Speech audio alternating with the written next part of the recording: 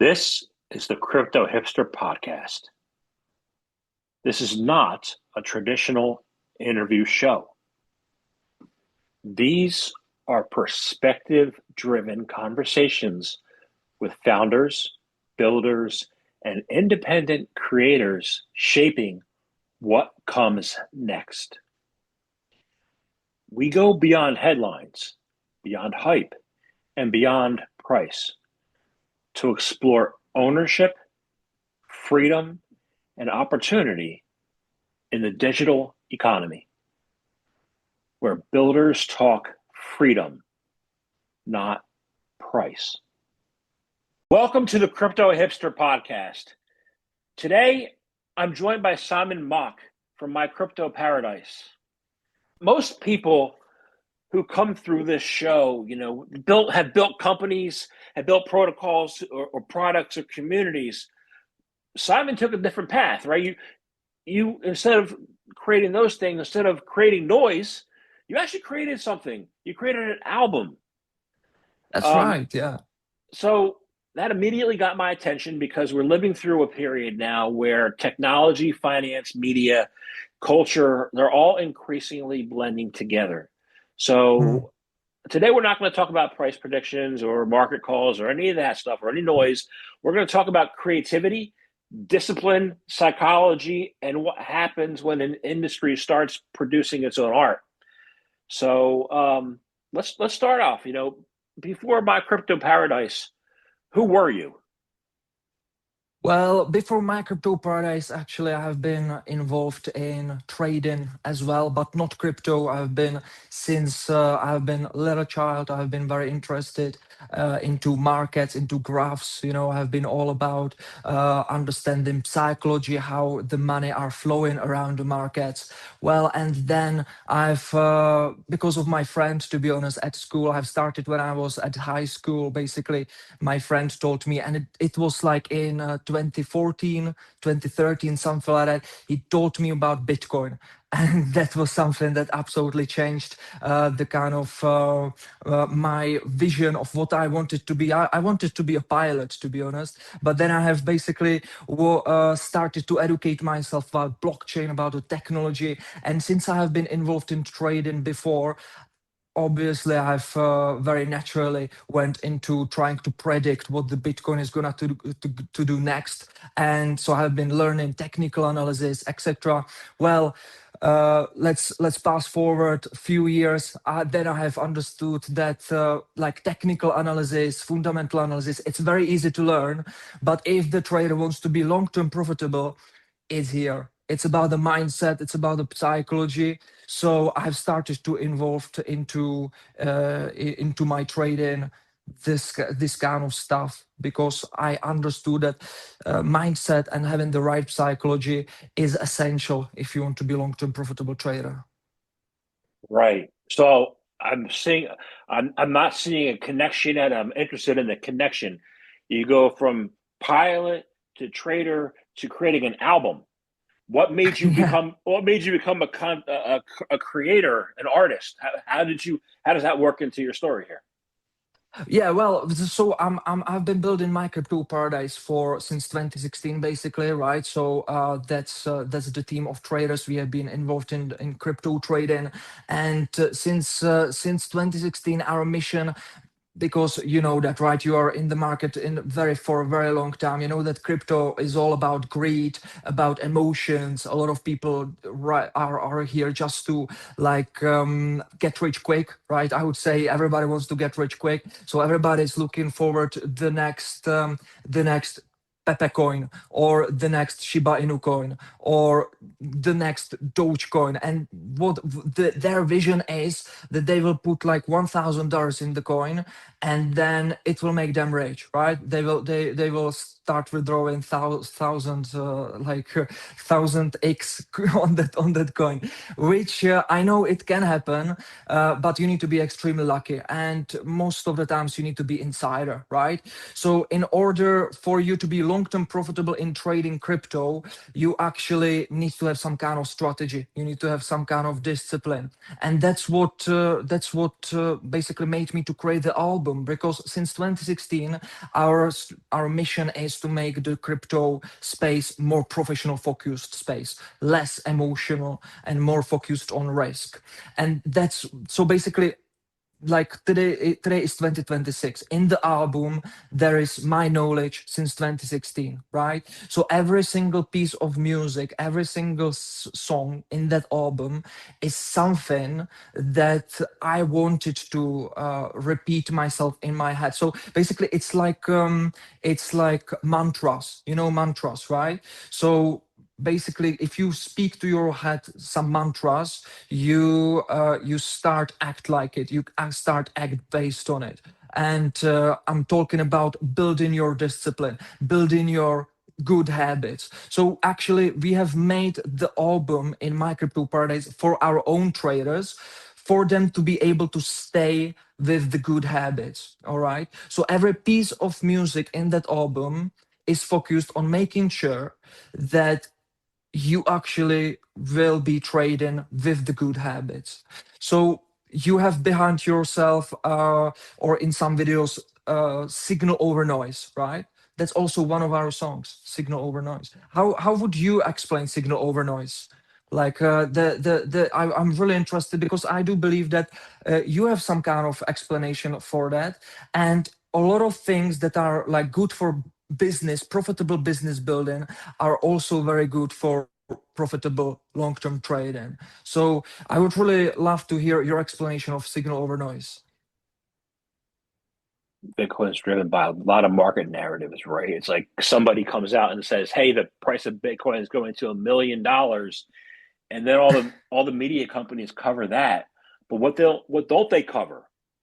Don't cover the use of energy. They don't cover the use of building Bitcoin as a network. They don't cover peer-to-peer payment. They don't cover. They only cover the drama in the market, right? They don't cover the underlying stuff. In your songs, you do, right?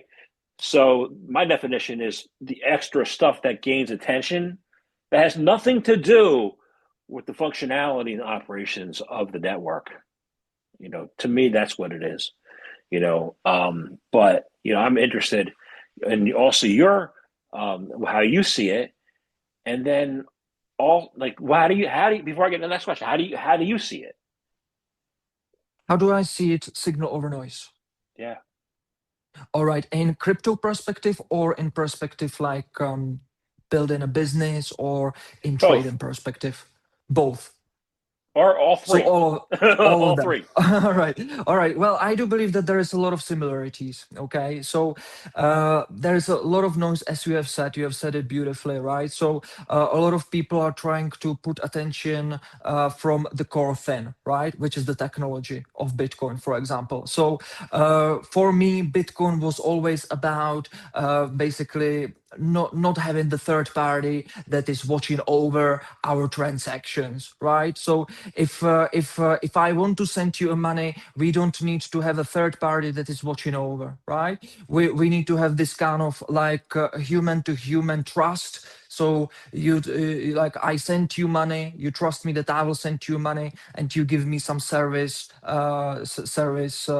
Like for it, like, and vice versa, right? So we don't need to have some bank for example, like what I feel about Bitcoin, why I love Bitcoin so much. If I want to send money to Africa, for example, right, and if I would do it with the regular system through some banks, like it would take multiple days, right? But if I send over Bitcoin, it's instant. So I really love this about Bitcoin, the kind of freedom of moving the money, right? And money is basically energy, right? So the energy should be flowing freely. There shouldn't be something, some bottleneck. And I do believe that the third parties, the banks, they are the bottlenecks of that energy. They are slowing the energy, right? And I do believe economically, it's so important that the money can be flowing freely, as free as possible.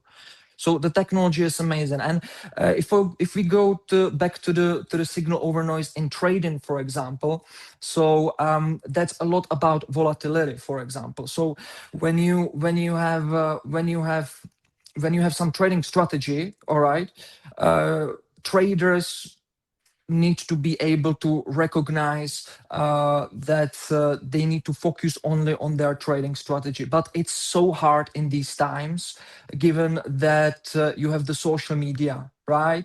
You have the crypto Twitter influencers that are always shilling some coins. You have the mass media telling you Bitcoin is going up, Bitcoin is going down. Right now, like Bitcoin is dead, etc. All of this is noise, and all of this is something what's stealing your focus, all right, from the strategy that you should be as a professional trader focusing on, right? So it's not that hard to develop a strategy with an edge, all right, that you backtest over 3 years and you understand that you can survive during the smaller market cycles. But the hardest thing is stay with the strategy and follow it with discipline over and over again, so the edge that you are following can actually transform into profit, right? But when there is like a lot of crypto Twitter influencers, social media, mass media, and everybody pushing into your head something, it's a lot of noise, right? It's a lot of noise. So then you have some trading strategy, and the trading strategy telling you now you should buy, here's your stop loss, here you should place target. But a lot of people have problem with it because of the noise. Yeah, so it breaks your focus and it starts to doubt yourself. But look, this guy, crypto moon Carl or whatever, he's telling me the Bitcoin is going to the moon, but my strategy is telling me it's going down. So my strategy is telling me I should be short, but I'm not sure right now because of this guy. So that's the noise. That's the noise, and that's just one song. We have 12 songs there. It's first album. That's one song about all of this. And since we have like pushed live the album, I've been getting a lot of great messages that it helped a lot of people to really like stay with their system, stay with their focus, not to be distracted by the noise. Got it. I got it. Yeah, it makes sense to me a lot. Something that like you talk about the strategy, you talk about the influencers. I cut off my X account back in January. The first thing I did for the new year Oh, was did you? was yeah, it was turn that off, right? Because Okay. and then the second thing I did is I just published this book behind me in this on my wall. Mhm. People are people. People. It's about the human side of systems and not the strat. It's not the shilling side of systems. It's about our role in within the ever changing systems.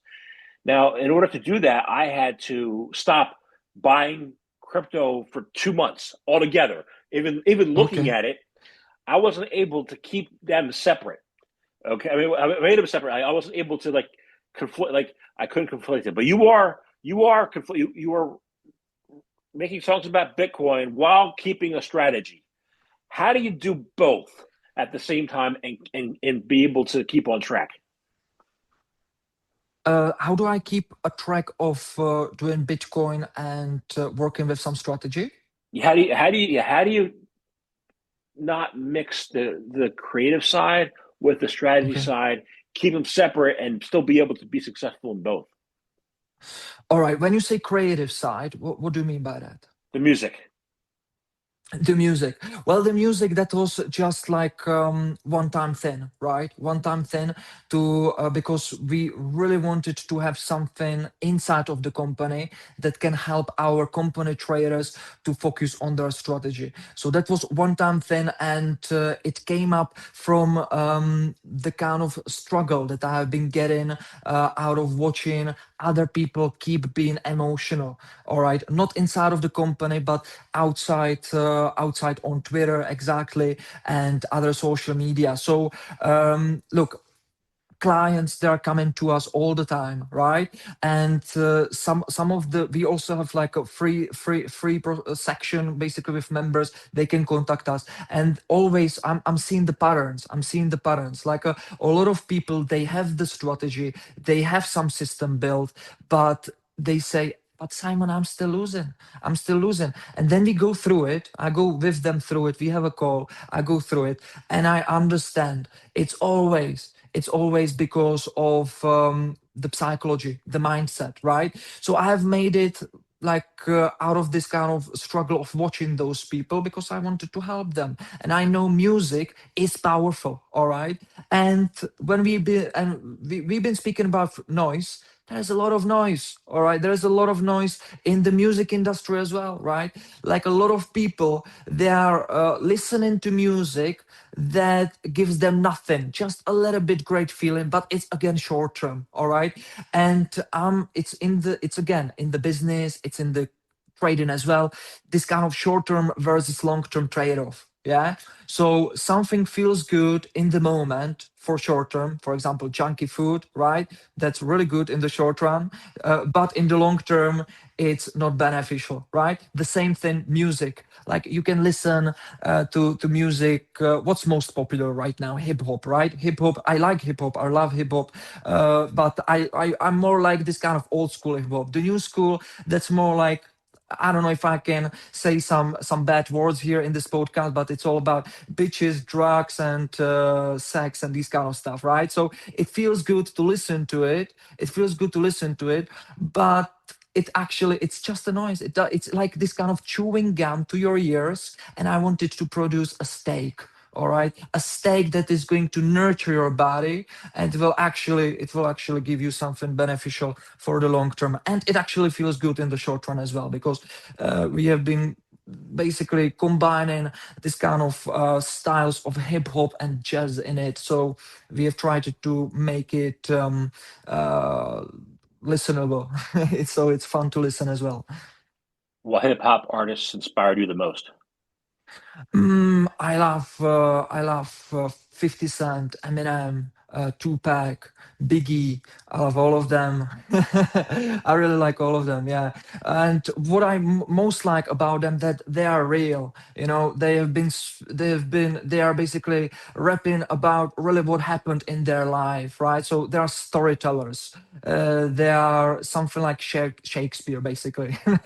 They are poeters. They are doing a great piece of music that actually has something behind it. But the new school, it's this kind of mumble rappers. I don't like. It feels good, but it's about nothing, right? It's just really chewing gum to your ears. I don't appreciate that. No.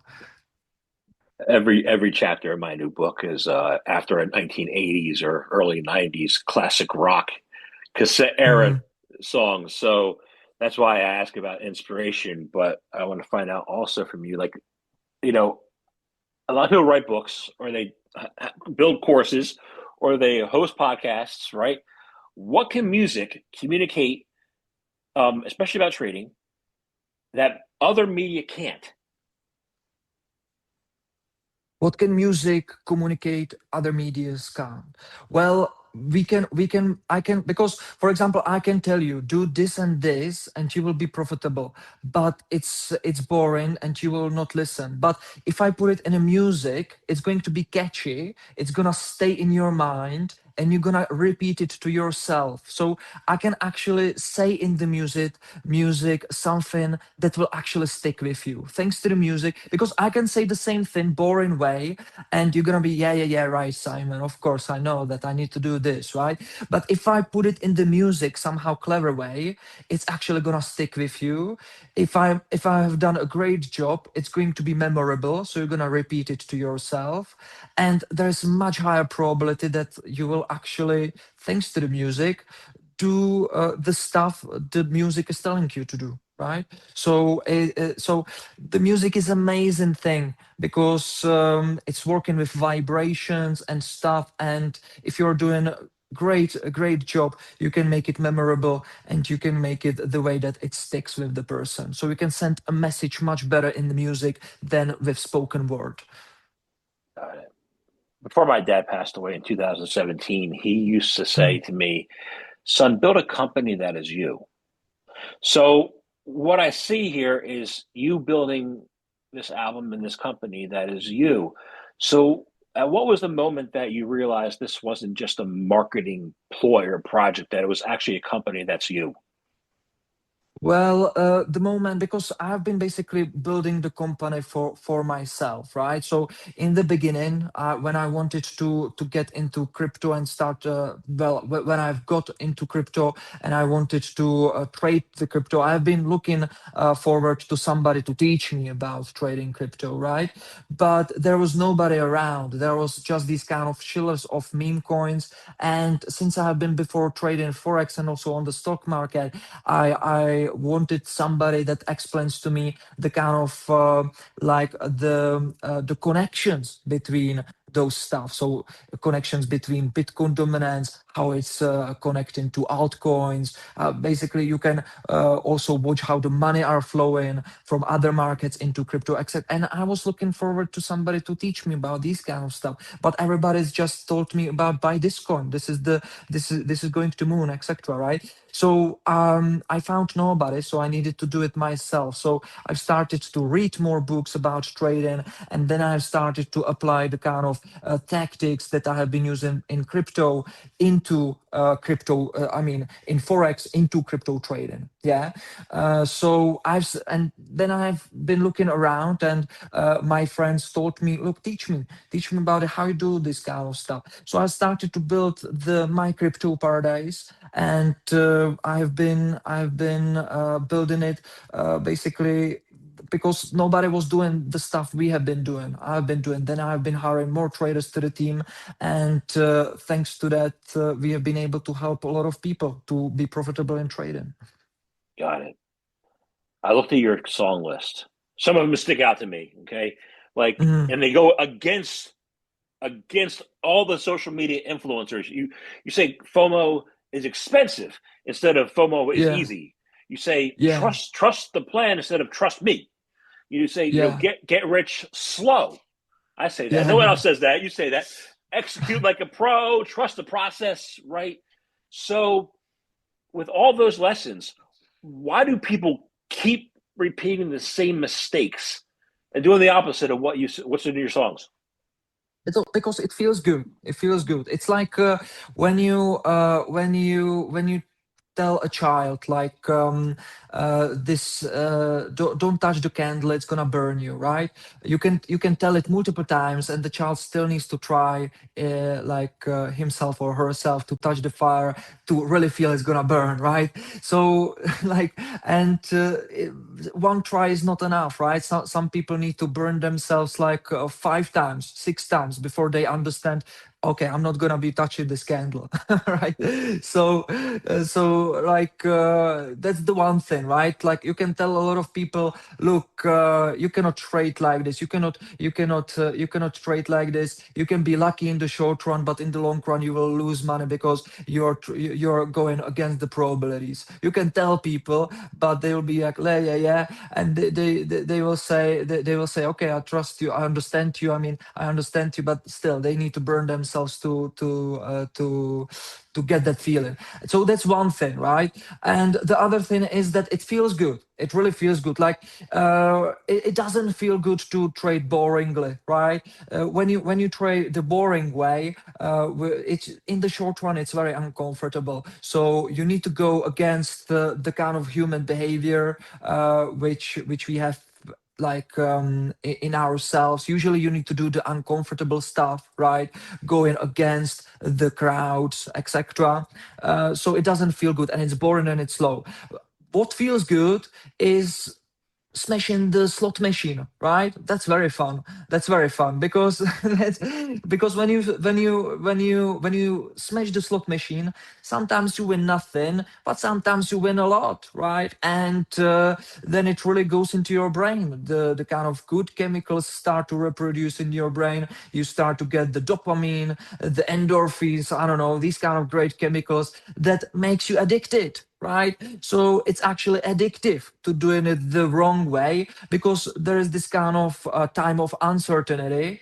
So you smash the slot machine, right? And you don't know what's gonna happen. So it's uncertainty, and then there is the trigger, right? You either lose or win.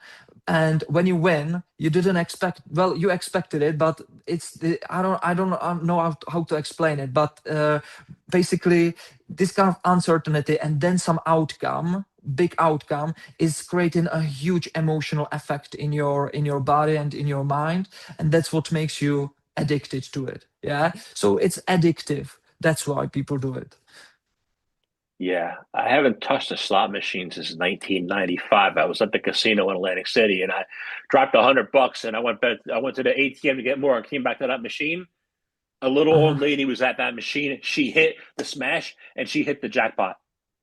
And if I had like $10 more in my pocket, I would have hit the jackpot. Like, I'm not playing this Yeah, anymore. and the casino just created a long-term customer, right? Like she's not gonna stop now. Like she hit a jackpot. Like there is nothing better. There is no better feeling than hitting a jackpot. Like the casino just created a long-term customer, so you can bet.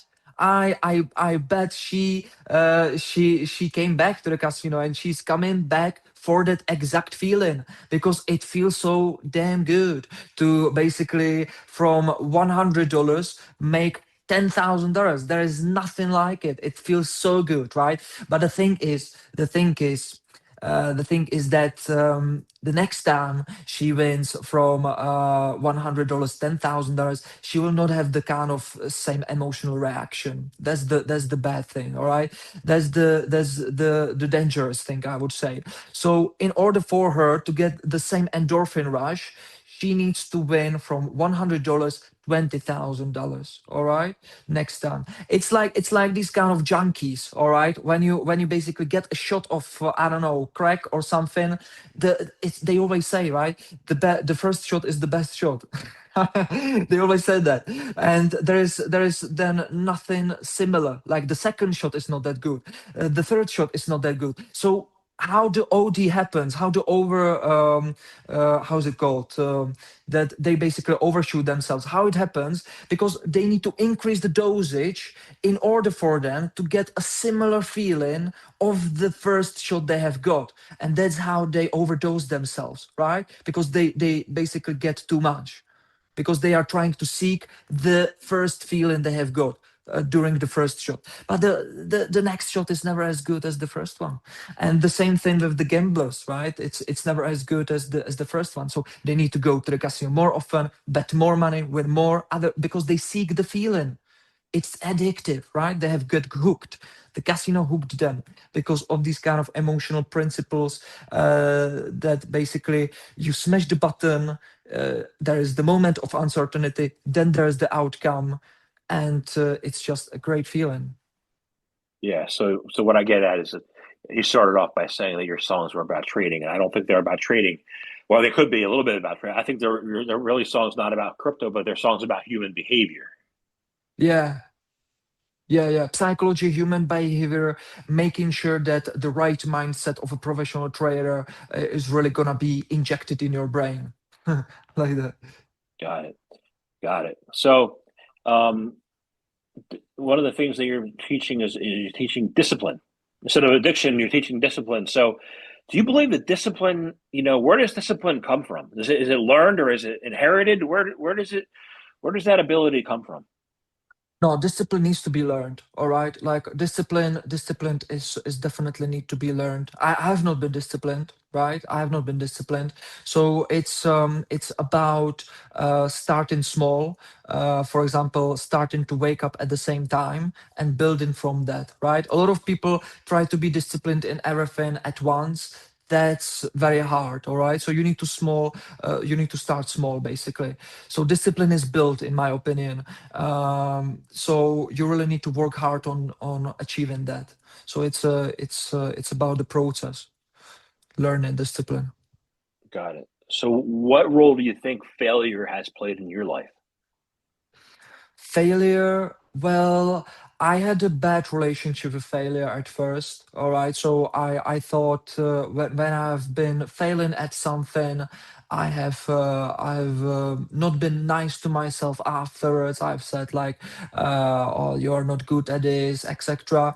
And then I have started to build a better relationship with failure, and I've actually understood that the failure, there is nothing like failing. There is always only lessons, right? So then I have understood that every failure, then I've went to such an extreme that I've started to understood that the failure is actually a gift to me to tell me something, so I can get better thanks to it, right?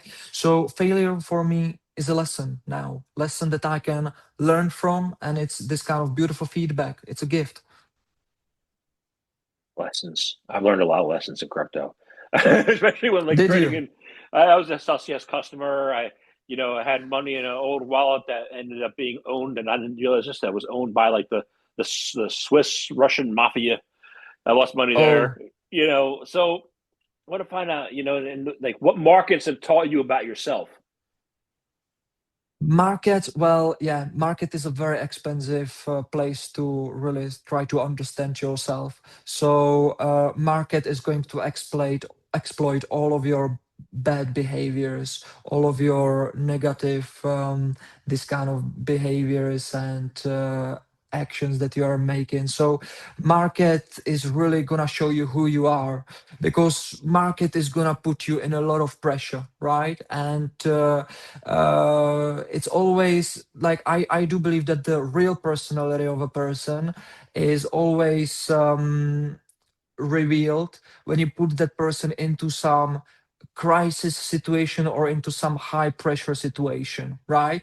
So, for example, what it taught me about is that I'm easily distracted. Yeah, I was easily, now it's better, but I have been easily distracted.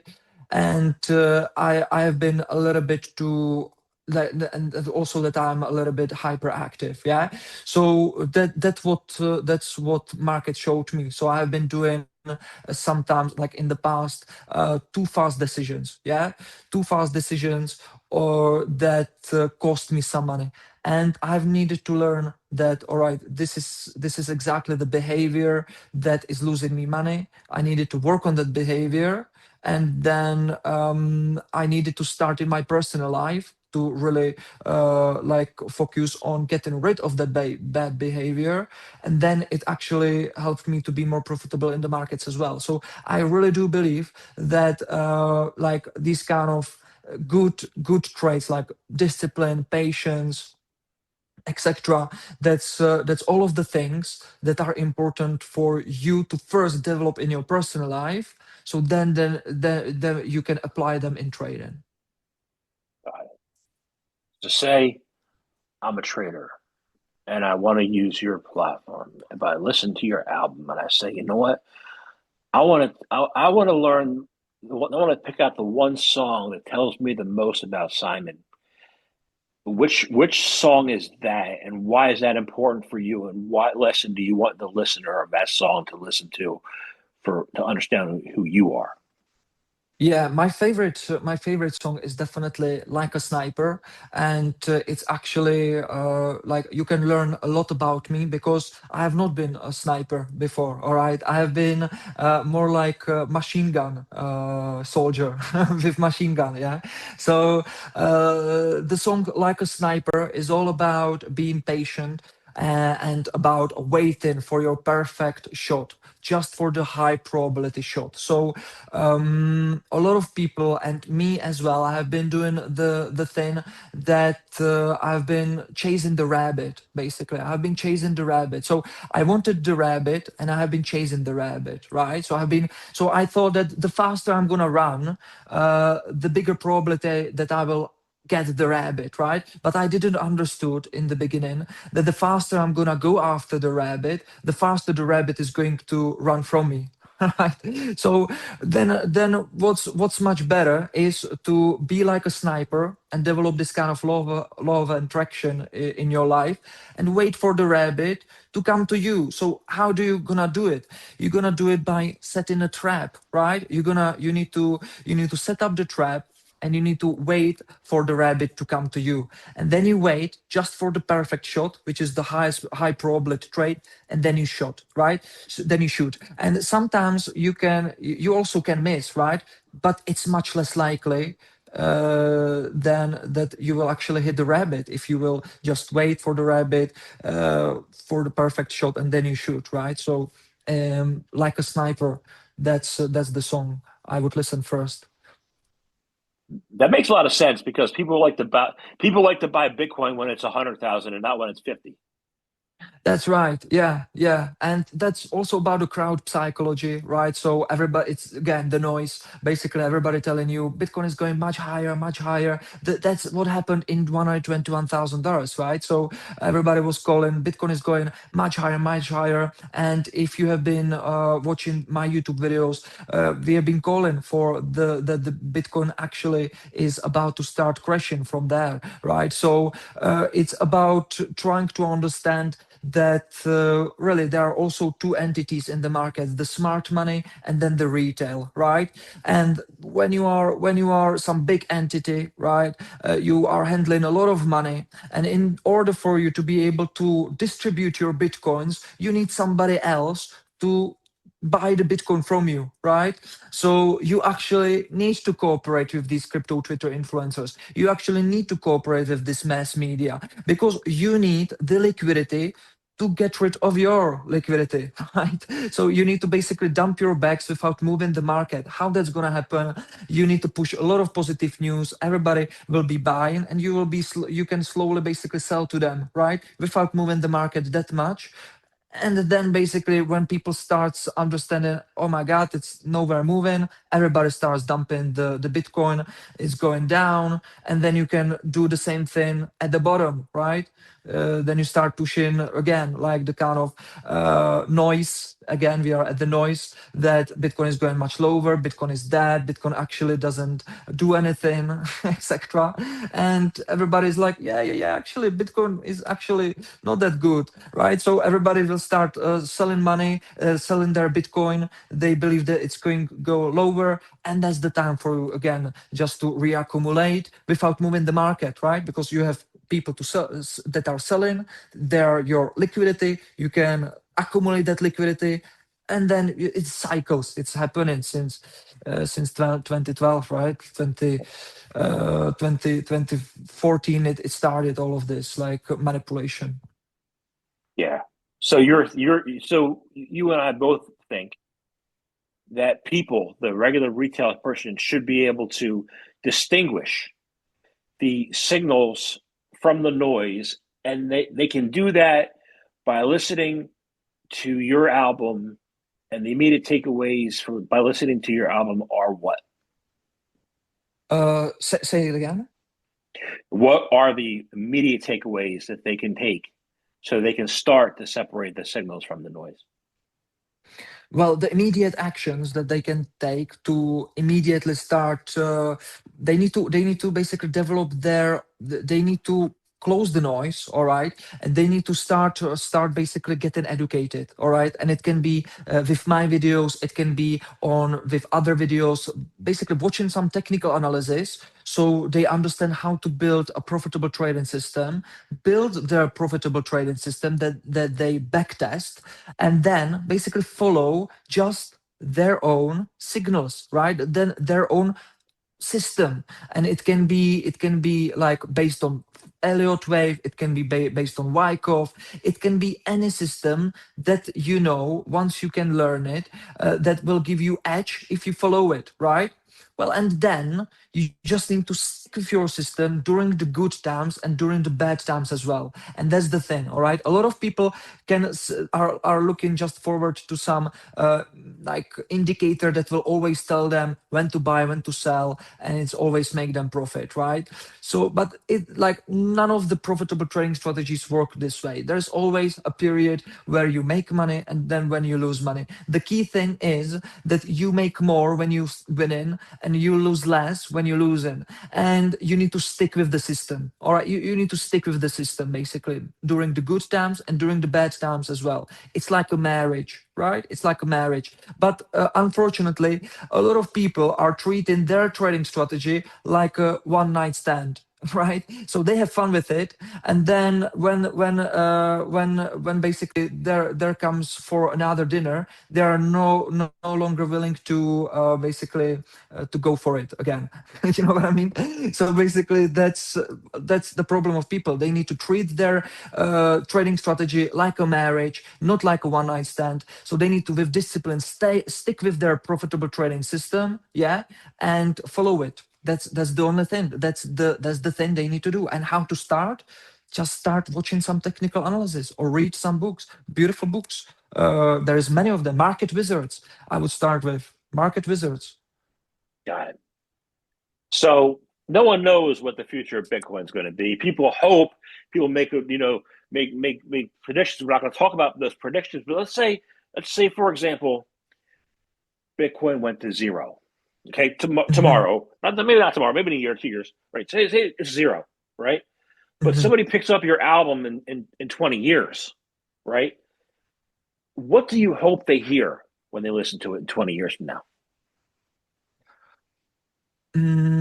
The kind of mechanics of how to actually have a great life, because the kind of teachings in this album are not just for good trading, are good for life as well, right? So it's good to be patient, it's good to be disciplined. It's this kind of short-term versus long-term trade-off, right? It's uncomfortable to take the cold plunge in the short run, but in the long run it's beneficial for you. It's uncomfortable to eat healthy in the long run, in the short run, but in the long run it's going to be beneficial for you. So I want the people, even though there is no Bitcoin, there is no crypto, to listen to the album and understand, all right, like these kind of things actually can make me the better myself, make me to be the best version of myself. Yeah. So that's about it. Yeah, it's not just about trading, it's about really about all of these stuff that will make you happy, I would say, in your personal life as well. Today, Simon Mach reminded us that not every contribution to Bitcoin comes in the form of code, capital, or commentary. Sometimes it comes through creativity. We talked about discipline, about psychology, entrepreneurship, and human behavior that continues to shape these markets, regardless of technology involved. So we explored why Simon chose music as the medium for those ideas and what happens when the industry begins creating its own culture rather than simply discussing itself. We talked signals over noise and how to distinguish and determine what the signal is over the noise.